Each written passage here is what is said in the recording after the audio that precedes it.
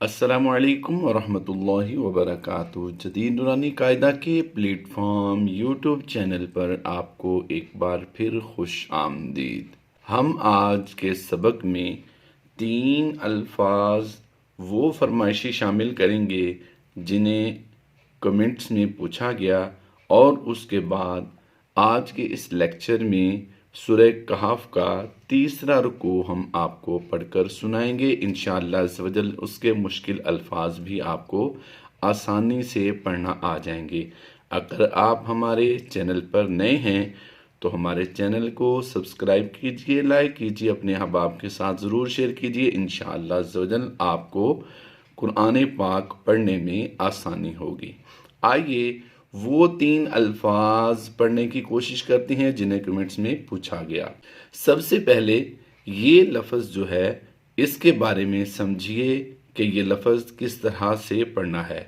याद रहे, सफ़न 2 ज़बर की तनवीन और फिर यहाँ पर 2 ज़बर की तनवीन है। इन्हें किस तरह पढ़ना है? आखिर ये सफ़न और सफ़न आगे फिर वक़फ़ है, तो याद रहे जब भी 2 ज़बर की तनवीन को आप देखें तो उसे वक़फ़ में एक ज़बर के साथ पढ़ेंगे, यानी अलिफ मद्दा से उसे कन्वर्ट कर देते हैं। 2 ज़बर की तनवीन को हमेशा याद रखें कि वक़फ़ की हालत में, वक़फ़ ऐसी सूरत में हो सिर्फ जीम हो, या ऐसी सूरत में हो कि उस पर त्वा हो। तो 2 ज़बर की तनवीन को हमने वक़फ़ में अलिफ मद्दा से बदलना होता है, यानी एक ज़बर पढ़ेंगे और उसे लंबा करके पढ़ेंगे। बाकी देखिए, यहाँ पर 2 ज़बर की तनवीन के बाद हुरूफ़ इख्फ़ा में से जीम है, यहाँ पर 2 ज़बर की तनवीन के बाद फ़ा भी हुरूफ़ इख्फ़ा में से है, यहाँ पर 2 ज़बर की तनवीन के बाद दाल भी हुरूफ़ इख्फ़ा ही में से है। तो 2 ज़बर की तनवीन के बाद या 2 ज़ेर या 2 पेश, तनवीन हो या नून साकिन हो, तो इनके बाद जब भी हुरूफ़ इख्फ़ा में से कोई हरफ आएगा तो वहाँ पर हमने इख्फ़ा करते हुए गुन्ना ज़मानी की आवाज़ देनी होती है। आइए इन तीनों अल्फाज की अदायगी करते हैं। हुब्बन जन्ना, जमन, ये तो लंबा नहीं होता, लेकिन हालत वक़फ़ में हमने एक ज़बर को साइलेंट करना था। इसी तरह यहाँ पर एक ज़बर को साइलेंट करेंगे।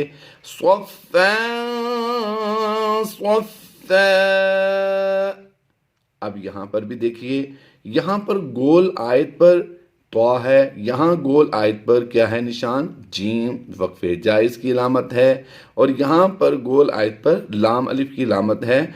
यहाँ पर ठहरने और ना ठहरने में इख्तलाफ है। अगर हमने यहाँ पर वक़फ़ करना हो तो यूं पढ़ेंगे दक्का दक्का,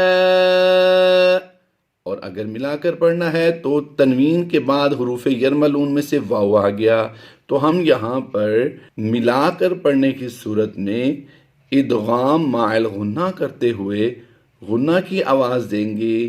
कैसे आवाज़ बनेगी, आइए इस पर गौर करते हैं। जब भी तनवीन के बाद हुरूफ़ यरमलून आते हैं तो वो दूसरे कलमे में होते हैं और वो मुशद्दिद पढ़े जाते हैं। अब यहाँ पर गौर कीजिए कि यहाँ पर तनवीन के बाद वाव हुरूफ़ यरमलून में से है तो यहाँ पर शद नज़र आ रही है, लेकिन यहाँ पर तनवीन के बाद आयत का निशान है और यहाँ पर तशदीद नहीं है। तो अब यहाँ पर भी हमने मुशद्दिद ही पढ़ना है। उसकी वजह यह है कि यहाँ पर लाम अलिफ की वजह से उन्होंने इशारा दिया है कि इसे वक़फ़ में ना पढ़ें, तो फिर इसे मुशद्दिद पढ़ना है, लेकिन ये वक़फ़े जायज़ की अलामत है, इसलिए यहाँ पर उन्होंने शद की अलामत नहीं दी। तो ये आराब जो हैं कुरान पाक के, ये कुरान पाक की असल नहीं है, ये हज्जाज बिन यूसुफ के दौर में आराब लगवाए गए हमारी आसानी के लिए। आइए इसकी बहरहाल हम अदायगी करते हैं। दक्का दक्का वजा, ये मद मत मुत्तसिल होगी क्योंकि यहाँ पर ये लफ्ज़ मुकम्मल हो रहा है, तो यहाँ पर हमज़ा उसी कलमे में है। हुरूफ़ मद्दा के बाद हमज़ा اسی کلمے میں ہو تو مد متصل ہوتی ہے۔ اس کا حکم یہ ہے کہ اسے کم از کم 3 الف کھینچ کر پڑھا جائے۔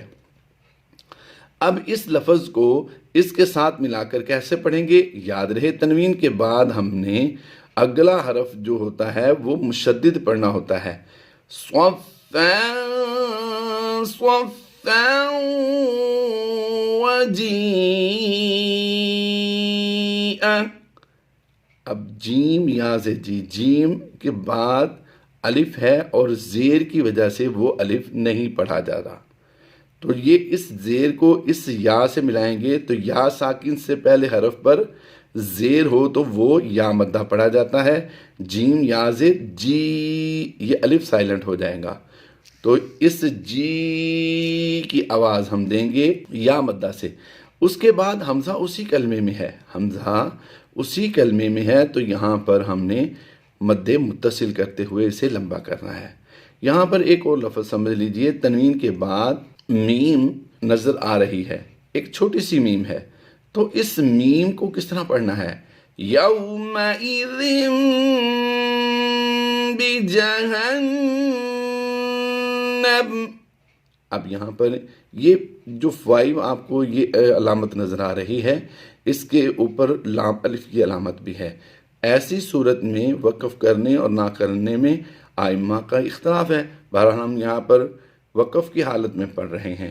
آئیے قرآن پاک کے مزید مشکل الفاظ جو کمنٹ میں پوچھے گئے ان کے بارے میں سمجھتے ہیں۔ یہاں پر غور کیجئے گا، یہ ایک حمزہ عین ٹائپ ہے اور یہ ایک حمزہ الف ٹائپ ہے، ان دونوں کی آواز سیم ہی ہونی ہے۔ قرأت حفص میں اسے تسہیل کہا جاتا ہے، تو تسہیل کے ساتھ ہمیں انہیں پڑھنا ہے۔ تسہیل کے معنی ہوتا ہے دوسرے حمزہ کو نرمی سے پڑھنا۔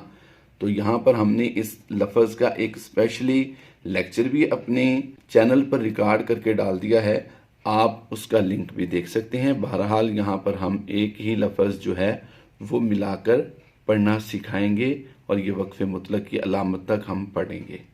اعجمی وعربی، اعجمی وعربی۔ یا کی شد جو ہے یہ حالت وقف میں باقی رکھتے ہیں اور تنوین کو ہم نے سائلنٹ کر دینا ہے۔ تو یہ پہلے ہم نے حالت وصل میں پڑھا، یعنی یا کی 2 پیش کو بھی ہم نے پڑھا اور بعد میں ہم نے حالت وقف میں پڑھا، 2 پیش کو بغیر ملائے پڑھ دیا۔ وعربی۔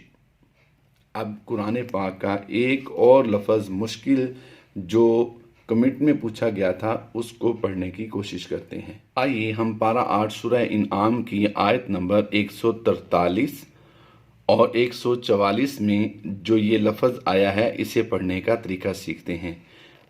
حروف مدہ یا کھڑی حرکات کے بعد جب بھی جزم یا تشدید والا حرف آ جائے، جیسا کہ آپ یہاں پر شد والا حرف دیکھ رہے ہیں، یہ مشدد ہے ذال، تو اسے ملا کر پڑھا جاتا ہے۔ یہ الف اور لام دونوں سائلنٹ ہو جائیں گے۔ سیم اسی طرح کا یہی لفظ یہاں پر بھی ہے، قل آذکرین، یہاں پر بھی سیم وہی لفظ ہے اور اس کے بعد والا بھی اسی طرح سے ہے۔ تو ہم یہاں پر اسی لفظ کی فرمائش کے مطابق اسے ہی پڑھنا سکھائیں گے ہجوں کے ساتھ اور پھر رواں۔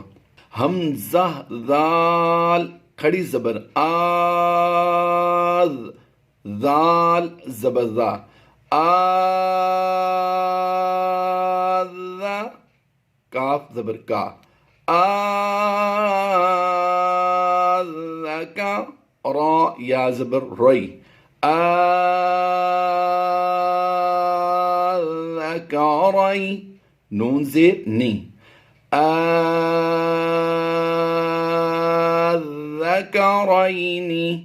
آئیے اب ہم سورہ کہف کا تیسرا رکوع پڑھتے ہیں اور اس کے مشکل الفاظ کو سمجھنے کی کوشش کرتے ہیں۔ وَتَحْسَبُهُمْ أَيْقَاظًا وَهُمْ، تنوین کے بعد حروف یرملون میں سے واو آ گیا، تو یہاں پر ہم نے ادغام مع الغنہ کرتے ہوئے پڑھنا ہے۔ اس کا لنک آپ ڈسکرپشن سے دیکھ سکتے ہیں۔ أيقاظا وهم رقود. یہاں پر جب ہم وقف کریں گے تو دال ساکن ہو جائے گی. جب دال ساکن ہوگی تو یہاں پہ ہم نے حروف قلقلہ ہونے کی وجہ سے یہاں پر قلقلہ صغرا کرنا ہے. لیکن اگر ہم یہاں پر وقف نہیں کرتے، ایک حالت ہم نے وقف کی پڑھ لی اور اب وصل میں پڑھنے کا اس کا طریقہ سمجھتے ہیں. رقود ونقلبهم، دال واو دو پیش دوں کی آواز دیں گے. یعنی یہاں پر دیکھیے کہ ہم نے پہلے لفظ میں جو فرمائشی لفظ آئے تھے ان میں بھی سمجھایا کہ تنوین کے بعد جب بھی حروف یرملون آئیں گے تو وہ مشدد پڑھے جائیں گے. تو یہاں پر یہ مشدد ہے. دونوں ہی صورتوں میں اسے ہم نے پڑھنا سکھایا ہے. رقود ونقلبهم ذات اليمين وذات الشمال. اب یہاں پر جو علامات وقف ہیں سیم وہی علامات وقف یہاں پر ہیں. ہم نے ایک بار اب وقف میں سکھایا ہے، اب دوبارہ ہم اسے رواں پڑھنے کی صورت میں یعنی وصل میں آپ کو سکھاتے ہیں. وَذَاتَ الشِّمَالِ وَكَلْبُهُمْ. اب یہاں پر ہم نے اتنا پڑھا تو میم ساکن کو ہم نے پچھلے حرف سے ملا دیا. لیکن میم ساکن کے 3 قاعدے ہیں، ان میں سے ایک قاعدہ ہے کہ میم ساکن کے بعد اگر حرف با آ جائے تو اسے ہم ملا کر پڑھتے ہیں تو اخفاء شفوی کا قاعدہ بنتا ہے. تو آئیے اب اسے پڑھتے ہیں. وَكَلْبُهُمْ بَاسِطٌ ذِرَاعَيْهِ بِالْوَصِيدِ. یہاں پر یاد رہے ہم نے قلقلہ صغرا کرتے ہوئے قلقلہ کرنا ہے اور یہاں پر یہ مد عارض بن جائے گی. اس کی وجہ یہ ہے حروف مدہ کے بعد جب بھی سکون عارضی ہو تو وہاں پر مد عارض ہوتی ہے. یہ طوا وقف مطلق کی علامت ہے تو یہاں پر وقف کرنا بہتر ہوتا ہے.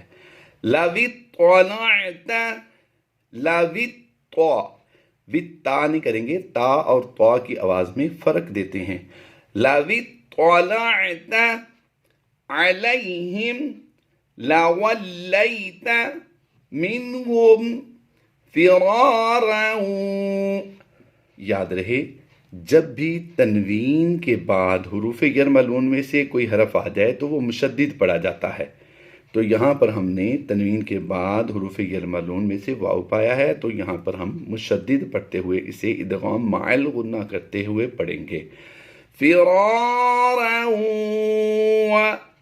لَمُلِئْتَ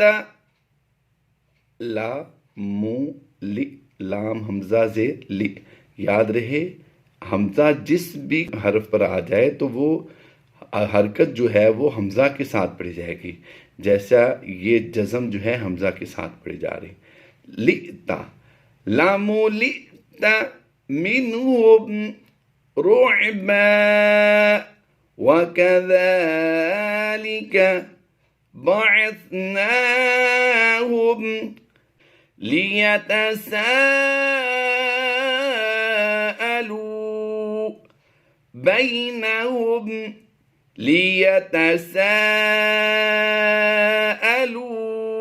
بَيْنَهُمْ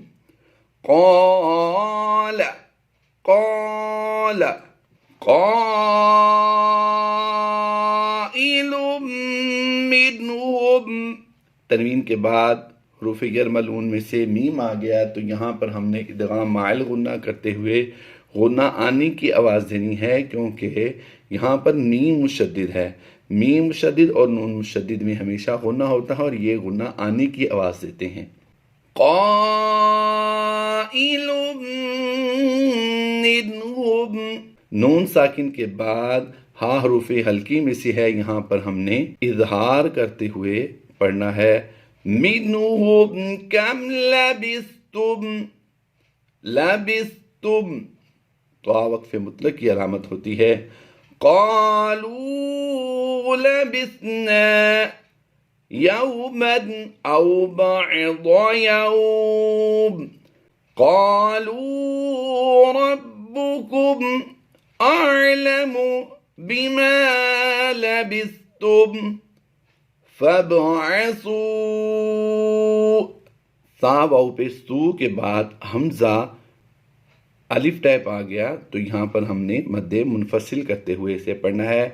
احدکم بورقکم. یہ قاف پر ہوگی، یہ قاف باریک، تھوڑا مشکل ہے ان کا فرق کرنا، لیکن ہم نے کرنا ضرور ہے. بورقکم بورقکم هذه إلى المدينة فلينظر أيها أزكى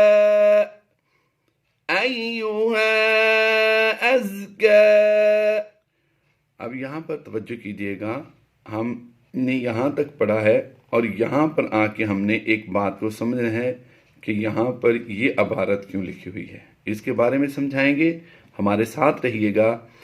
أزكى طعاما فليأتكم. اب یاد دیکھیے، توجہ کیجئے کہ یہ بھی یہاں پر یہ سرا اسی طرح سے ہے اور یہ بھی اسی طرح سے ہے. یاد رہے کہ یہ لام ہے، جب بھی یہ لائن جو پیچھے کی طرف ملے گی تو یہ الف شمار کیا جائے گا، اور یہ اگر آگے کی طرف بھی ملتا ہو، جیسا کہ آپ پیچھے بھی ملا ہوا دیکھ رہے ہیں اور آگے بھی چلتا ہوا دیکھ رہے ہیں، تو یہ لام ہوگا. یہ پیچھے کی طرف مل رہا ہے تو یہ الف ہے. الف پر جزم آ گئی تو ہم نے اسے حمزہ شمار کرنا ہے، اور حمزہ ساکنہ ہو تو اسے جھٹکا دے کر پڑھتے ہیں. یہاں پر یہ لام ہے، یہاں پر یہ لام ہے کیونکہ یہ پیچھے بھی حرف مل رہا ہے اور آگے بھی مل رہا ہے. فَلْيَأْتِكُمْ بِرِزْقٍ مِّنْهُ بِرِزْقٍ مِّنْهُ. اب اس لفظ کو سمجھیے. وَلْيَتَلَطَّفْ وَلْيَتَلَطَّفْ. یہاں پر یہ نشان جو آپ کو نظر آ رہا ہے، یہ اس بات کی علامت ہوتی ہے کہ حاشیے میں آپ دیکھیے کہ جو حاشیہ لگا ہوا ہے اس کے باہر جو لکھا ہوا ہے اس کی رہنمائی یہاں پر دی گئی ہے. یہاں پر آپ دیکھیے یہ چھوٹا سا نشان یہاں بھی ہے، مطلب یہ ہوتا ہے کہ یہ جو آپ نے اندر نشان دیکھا تھا اسے یہاں پر دیکھیں، اور یہ عبارت اس کی تفصیل لکھی جاتی ہے.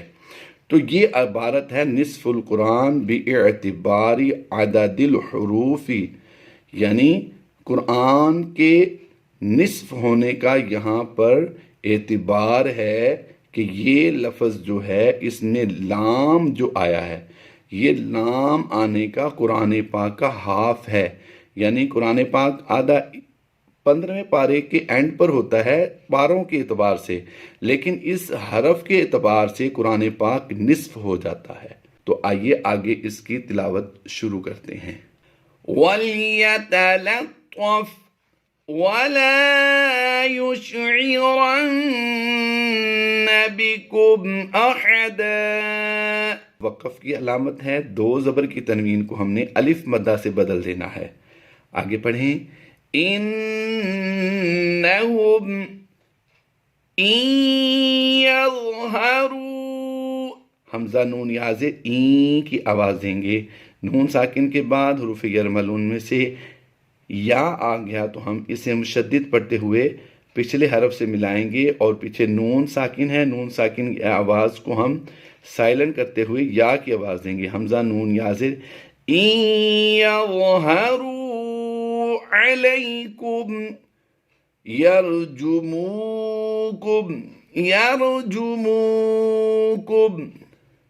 أَوْ يُعِيدُوكُمْ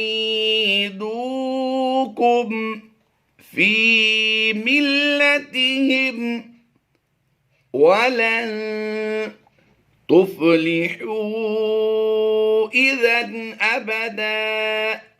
وَكَذَلِكَ أَعْثَرْنَا عَلَيْهِمْ لِيَعْلَمُوا أَنَّ وَعْدَ اللَّهِ حَقٌّ وَأَنَّ السَّاعَةَ لَا رَيْبَ فِيهَا إِذْ يَتَنَازَعُونَ بينهم أمرهم فقالوا ابنوا عليهم. لام کو اس با سے ملائیں گے، یہ لام کی پیش کو اس با سے ہم ملائیں گے، جبکہ یہ واو سے خالی ہے، الف خالی ہے، یہ بھی الف خالی ہے، تو ان تینوں ہی حروف کو ہم نے کیا کرنا ہے؟ سائلنٹ کر دینا ہے. فَقَالُوا ابْنُوا عَلَيْهِمْ بُنْيَانًا. میم ساکن کے 3 قاعدوں میں سے یہاں پر اخفاء شفوی کا قاعدہ ہوتا ہے، تو میم ساکن کے بعد جب بھی حرف با آ جائے تو اخفاء شفوی کرتے ہوئے غنہ کرنا ہے. رَبُّهُمْ أَعْلَمُ بِهِمْ قَالَ الَّذِينَ غَلَبُوا عَلَى أَمْرِهِمْ لَنَتَّخِذَنَّ عَلَيْهِمْ مسجدا. دو زبر کی تنوین کو ہم نے الف مدہ سے بدل دیا. سَيَقُولُونَ ثَلَاثَةٌ رَابِعُهُمْ كَلْبُهُمْ وَيَقُولُونَ خَمْسَةٌ سَادِسُهُمْ كَلْبُهُمْ رَجْمًا بِالْغَيْبِ. یہاں پر یہ یا لین ہے. جب بھی یا ساکن سے پہلے حرف کوئی بھی ہو اور اس پر زبر ہو تو یہ یا لین کی علامت ہوتی ہے، اسے لمبا نہیں کیا جاتا. لیکن یہاں پر ہم وقفے جائز ہونے کی وجہ سے اس با کی زیر کو جزم سے ہم بدل دیں گے، تو یہ بن جائے گا عارضی سکون. حروف لین کے بعد سکون عارضی ہو تو وہ مد لین عارض ہو جاتی ہے، وہ مد لین عارض ہو جاتی ہے. تو یہاں پر ہم نے مد لین عارض کرتے ہوئے لمبا پڑھنا ہے. بالغیب وَيَقُولُونَ سَبْعَةٌ وَثَامِنُهُمْ كَلْبُهُمْ قُلْ رَبِّي قُر قاف لام را پیش قر پڑھیں گے، یہ لام کی آواز جو ہے یہ سائلنٹ ہو جائے گی. قُل رَبِّي أَعْلَمُ بِعِدَّتِهِمْ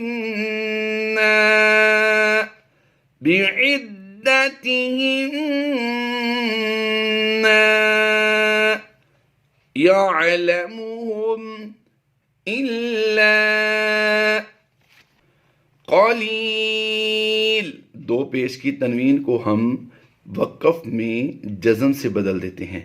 قلیل یا مدہ کی وجہ سے ایک الف کرنا تھا، لیکن سکون عارضی ہونے کی وجہ سے یہ مد عارض بن جائے گی، تو یہاں پر ہم نے کم از کم 2 الف کھینچ کر پڑھنا ہے. فَلَا تُمَارِ فِيهِمْ إِلَّا مِرَاءً ظَاهِرًا وَلَا تَسْتَفْتِ فِيهِمْ مِنْهُمْ أَحَدًا. فَلَا تُمَارِ فِيهِمْ إِلَّا مِرَاءً ظَاهِرًا وَلَا تَسْتَفْتِ فِيهِمْ مِنْهُمْ أَحَدًا. ظَاهِرًا وَلَا تَسْتَفْتِ فِيهِمْ مِنْهُمْ أَحَدًا. یہاں پر ہمارا تیسرا رکوع مکمل ہوا. یاد رہے اس عین کی جو یہ گنتی لکھی ہوئی ہے، عین کے اوپر نیچے درمیان میں، اس کے بارے میں ہم سمجھا چکے ہیں پہلے، ہمارے پچھلے لیکچرز وغیرہ میں آپ سیکھ سکتے ہیں. پھر بھی آسانی کے لیے ہم مختصراً عرض کرتے ہیں کہ یہ عین رکوع کی علامت ہوتی ہے. یہ یہاں پر آیت کے اوپر بھی لکھا ہوتا ہے، تو یہاں پر رکوع مکمل ہو جاتا ہے. آئیے اب اس کے عین کے بارے میں سمجھیے کہ یہ جو اوپر گنتی ہوتی ہے یہ سورت کا رکوع نمبر ہوتا ہے، نیچے جو گنتی لکھی ہوتی ہے یہ پارے کا رکوع نمبر ہوتا ہے، اور یہ درمیان میں جو گنتی لکھی ہوئی ہے، ایک رکوع سے دوسرے رکوع تک درمیانی آیات لکھی ہوتی ہیں۔ یہ 2 رکوع نمبر ہوتی ہیں اور یہ درمیانی آیات ہوتی ہیں رکوع کی۔ اپنا اور اپنے احباب کا خیال رکھیے۔ فی امان اللہ۔ اللہ حافظ۔